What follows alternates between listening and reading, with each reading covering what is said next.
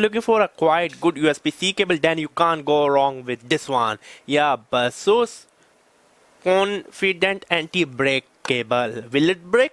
Let's test it out. Jump to the screen.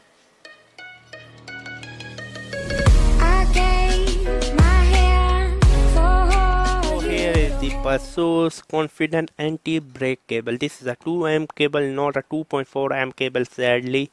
But let me open it. It said it have a 9 layer. It have some kind of protection inside.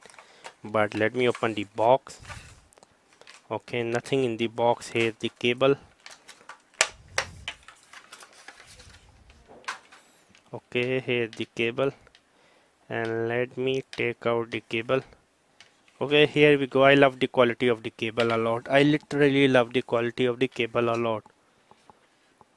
I mean, the quality is quite good. The quality is literally quite good, to be honest with you. The quality is quite good.